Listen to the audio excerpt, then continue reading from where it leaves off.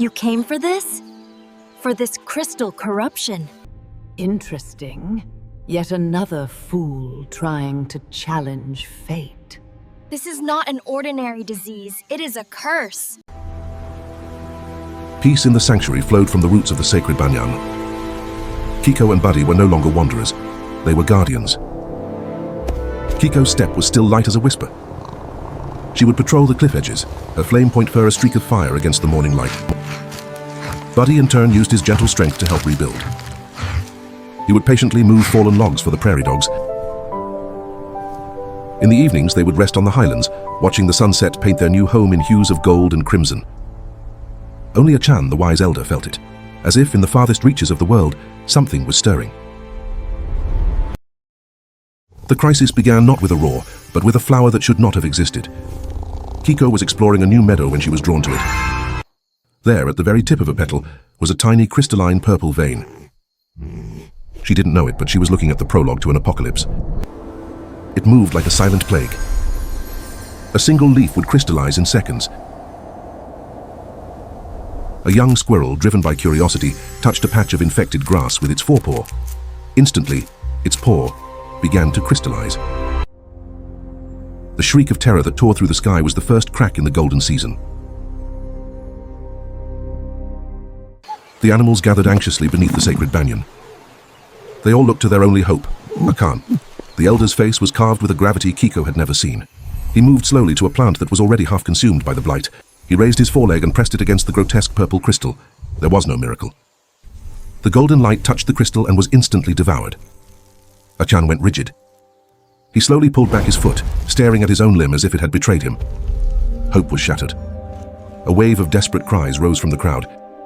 If the sacred banyan, the source of all life, was powerless, then what was left? Achan looked at Kiko and Buddy, and in his ancient eyes they saw a secret heavier and older than death itself.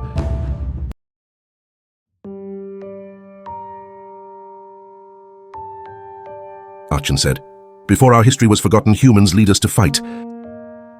They were the guardians of nature, the only ones who could understand and fight this magic." He guided them to another, more damaged painting. It showed a great battle, and then a schism. Our only hope. Kiko and Buddy looked at each other. The shock in their eyes was replaced by a dawning, terrible resolve. They reached the entrance to the ancient forest. A colossal living wall of interwoven trees and dense thorny vines. They took a breath and together stepped into the darkness. The moment their tails vanished into the gloom, a sound like a great sighing wind rose behind them. Their path of retreat was gone. There, tied in a perfect, intricate knot, was a small, finely woven cord. It was not made by any animal, Kiko said. For a split second, a blur of motion, impossibly fast and graceful, darted between the branches. High above, hidden in the leaves, a pair of sharp, amber-colored eyes watched their every move. Kiko's ears swiveled. "Did you feel that? Something is following us." This was Lina, perhaps 17. Her skin was warm and sun-kissed, her eyes the same sharp, intelligent amber as the watcher in the trees.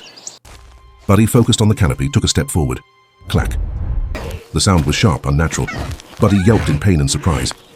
He was stuck fast, and they were helpless. And that was when a figure descended. Lina landed on the path before them as lightly as a feather. She looked at the trapped dog and the frantic cat. She focused, touching the glowing crystal of her staff to the trap. With a flash of golden light, the runes shattered and the vines withered to dust. Buddy's leg was free. Kiko was released from the barrier. You came for this? For this crystal corruption? Kiko and Buddy froze.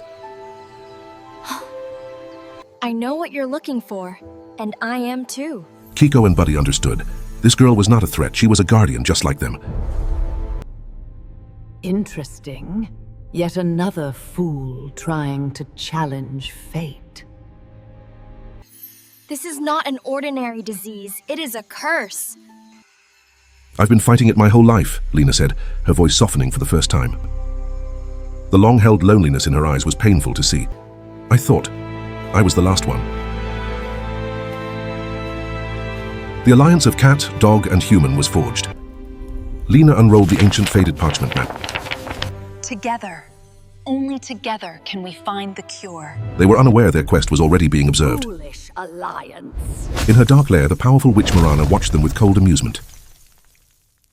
Ekoran, Valthos, Nexilum. Furious at their foolish alliance, she violently shattered her crystal ball. Mirana began to chant an ancient dark spell, gathering sinister purple energy. The true battle had now been deliberately set in motion. What is that sound? The three allies moved cautiously through the deeper forest, where the air felt heavy and an ominous growl echoed in the distance. A grotesque crystalline creature, eyes glowing purple, emerged instantly from the shadows. Kiko, the agile cat, quickly dodged its attack, leaping onto its back and slashing with her glowing golden claws. Buddy, demonstrating his strength, charged the beast, using his body to shield Kiko and knock the creature off balance.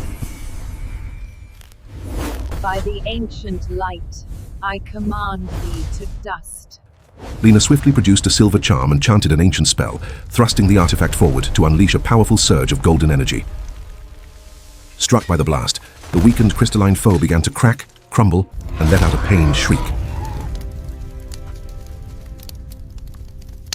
We did it. So be it. However, in her dark lair, the ancient witch Mirana was instantly consumed by rage. Mirana quickly regained her cold composure and traced a new, more sinister path on her map, whispering her resolve to make the game more interesting. Lina pointed to glowing symbols carved on ancient trees, her expression solemn as she realized the immense gravity of the curse's true origin. For our home. Finally, the Alliance reached a For breathtaking each other. overlook. For their home and for each other, the next, most perilous chapter had begun.